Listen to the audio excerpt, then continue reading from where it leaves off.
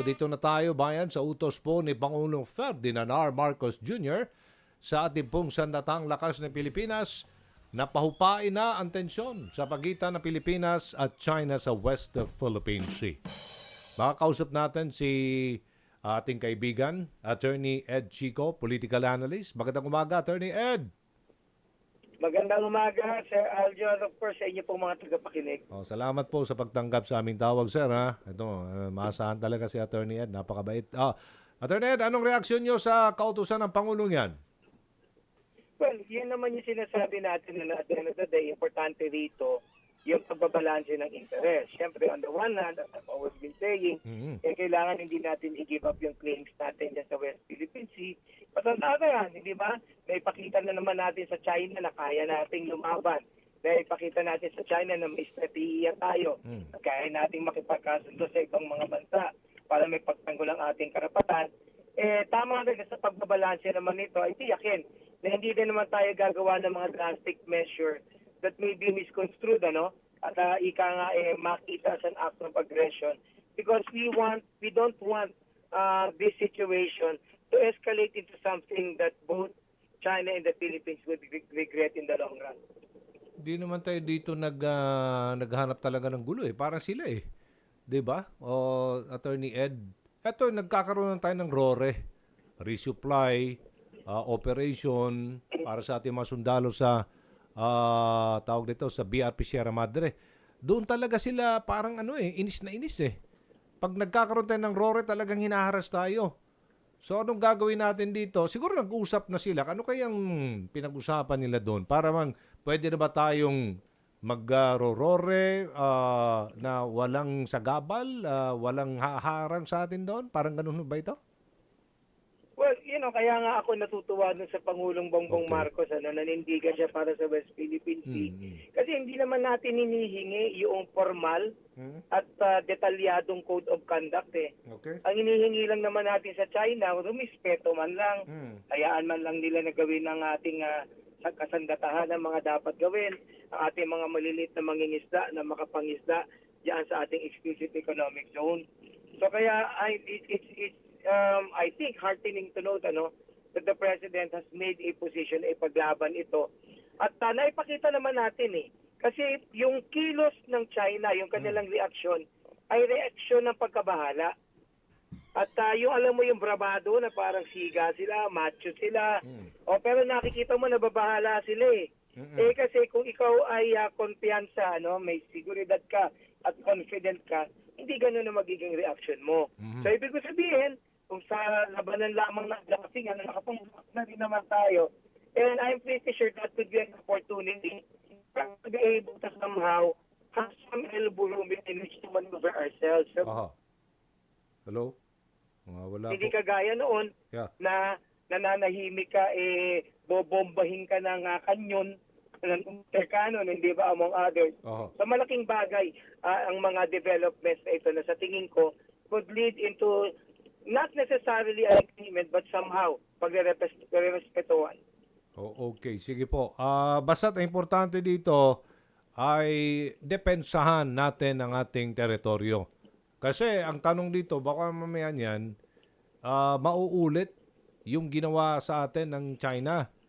Oo, ngayon nga ay humingi tayo ng danyos damages, at isoli yung mga baril na kinuha, pati ng pagpapagamot doon sa sundalong naputulan nga ng daliri. Hindi po malayo na mukhang gagawin na naman ng China sa atin yan So pag yan po'y ginawa uli ng China, anong gagawin natin sa tingin ninyo? Well, unang-una, dapat ipagpatuloy natin yung momentum na nakuha natin. May mga gains na sa momentum na yan. Kinakailangan nga, lagi kong sinasabi, habang may ganyan pa din usapin at hindi pa nare-resolve yan, i-concretize at i-specify natin yung mga pwede nating gawin. Kung may makatulong tayong mga bansa, ano ang mga specificong action or actividades that we can jointly do together. Hindi ba? Tapos patatagin yung mga agreement, yung mga pact with other countries, lalo na sa ASEAN. Hindi dapat siya i-give up. Hindi pa pwede kasi na parang nagyayabang ka lang, but not in concrete terms. So concretely, we have to come up with specific measures para hindi na nila gawin uli.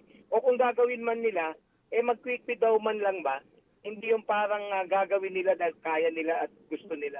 Sa akin lang dito, Attorney Ed, pag tayo ay sinaktan, although wala naman talagang baril ang mga Chinese, no? Dala-dala, kasi alam naman nila na bawal yan. May mga dala-dala silang mga palakol, may mga dala-dala silang kung ano-ano doon.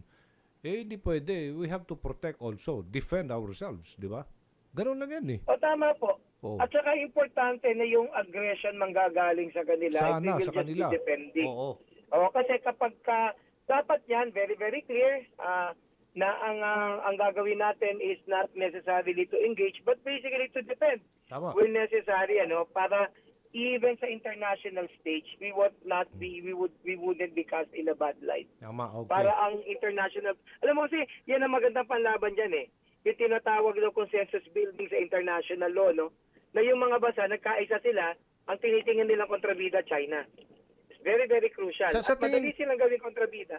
Sa tingin nyo ba, susundin ng China yan? Talagang, yung agreement na nagkaroon ng kanilang pag-uusap, talaga bang susundin yan ng mga tao doon sa baba? Ng mga personnel ng China Coast Guard? Well, unang-una na hindi naman gagawa yung mga nasa baba na walang basbas doon sa taas. Pero yung tanong mo kung susundin nila, sa karanasan natin, alam mo naman sila, hindi ba? Wala nga akong tiwala sa China. Ang joke ko nga, paano ako magtitiwala dyan? Ang daming red flags, hindi ba? Makikita mo may mga posibilidad na pwede nilang baguhin. Kaya nga dapat vigilant tayo.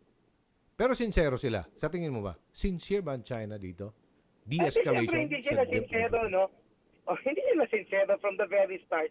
Ang gusto nilang ipaglaban, yung kanilang claim, ang gusto nilang ipaglaban, yung kanilang interest, yung ang gusto nilang isulong all along. Okay. Kaya nga lang, may mga pagkakataon na kahit hindi mo gusto, kailangan mong magbigay kasi wala kang choice. So yun ang dapat gawin natin. Okay. Umanap tayo ng mga paraan na mawawalan sila ng pagkakataon na gawin yung gusto nila dahil wala silang choice. Kagaya ng international community. Tama yung ginagawa natin, pinagbumukha natin silang kontrabida dahil mas madaling sakyan niya ng mga bansa sa international community. Maganda na may pakita natin, sila palagi ang may kasalanan. Para ang simpatsya nasa sa atin din, it would be very easy for us to get these countries to rally support for us. Okay. Ganyan, look at Israel for example, for some reasons, they've been managing to do that, hindi ba? So we can also do something like that, like Ukraine for example, na yung mata ng international community ay laban sa China. Okay. Sige po. Maraming salamat, Attorney Ed Chico. Ingat po. Salamat din po. Thank you. Si Colonel Francel Margaret Padilla, ang tagapagsalita ng Armed Forces of the Philippines, ang makakausap natin. Colonel Francel, this is Aljo Bendio sa ngalan po ni Kong Erwin Tulfo. Good morning. Good morning, Sir Aljo. Magandang umaga po sa inyong mga taga-subaybay. Ano pong asahan natin dito sa utos ng Pangulong Marcos Jr. sa AFP na i-de-escalate yung tension sa WPS? Yun nga po, Sir, kahapon, nagkaroon po tayo ng command conference. Opo. And it was graced by none other by our Commander-in-Chief din po, ang ating Presidente nga po. Diyan, Sir, na-discuss itong mga efforts of the Armed Forces of the Philippines mula po nung last command conference. And of course, dun sa guidance po ng ating Pangulo, susunod po ang Sandatahang Lakas ng Pilipinas kung ano po ang guidance from our Commander-in-Chief. Paano po kung ganun pa rin ang behavior ng China Coast Guard? Magro-rory lang tayo, tapos yun, haharang-harangin na naman tayo doon, haharasin na naman tayo. Ano pong kaya ang gagawin po ng ating mga sundalo? Sir Aljo, we will be expecting some changes, of course, how we do things moving forward. Okay. Hindi naman tayo papayag na mangyari ulit yung ganun. Okay. Ang pronouncement nga po kahapon ng ating Chief of Staff, we will also be equipped with equal force. Okay, sige. Ang Armed Forces of the Philippines ay humingi po ngayon ng 60 million pesos danyos perwisyo mula sa China matapos itong insidente nga dyan sa malapit sa iyong Incheon kung saan sinaktan ang ating isa sa mga sundalo, naputulan pa ng daliri, binutas ang ating mga rubber boats at kinuha pa yung mga armas natin. Opo. Ano na po ang update po dito, Colonel? Yes or no, yun pong ating Chief of Staff has already drafted a letter and submitted same to ang agency po, which is kung saan tayo nakapaloob, sir, no? So, ipasa po na natin ito sa Department of National Defense. And ito nga po is amounting to 60 million pesos. Notwithstanding, sir, no, hindi po kasama dito yung injuries and damages po na nangyari doon sa ating tropa. Aha. Okay, linawin ko lang din Colonel. Hindi po totoo na talagang may nakatutok sa atin dito mga hypersonic missile ang China? Wala po Wala. tayo. Okay, wala. Any official report as of this time regarding that, sir. Okay. And now we are battling online fake news on West Philippine Sea. Paano po ninyo ito tinutugunan? Ito mga narratives mga fake information, mga kwento na ewan ko kung saan nanggagaling yan. Malamang galing China. Yun nga, Sir Aljo, no? Nakita natin, talamak po itong Ayun. mga fake news and Yeah. misinformation that is happening and disinformation, no? Ang Armed Forces of the Philippines po, nag-launch tayo ng communications plan, Sir Aljo. Tinawag po natin ito na mulat, no? Ang mulat po is awakening. So, ang nais po natin dito ay ang bawat mamamayang Pilipino ay mamulat po, no, sa kung ano po talaga yung katotohanan. Kaya po ang panawagan po namin dito ay ang bawat isa po sa atin maging mapanuri. Pagka, sir, nakita natin nakaduda-duda, no, hindi na po natin yan naratibo ng Pilipinas. Ibig sabihin, hindi na po yan ang katotohanan na nakikita natin. Huwag na po tayong maging agent pa para ipakalat ito. Bagkus, baka maaari po i-report na lang po sa aming official channels para alam po namin kung paano po ito aksyonan at i-handle. Ang ating Sir Aljo, i-plug ko lang, no, ang battle cry po ni itong ating Complan Mulat ay Our Seas, Our Rights, Our Future. So ito po ang ating kagaragatan, ang ating at ating kinabukasan.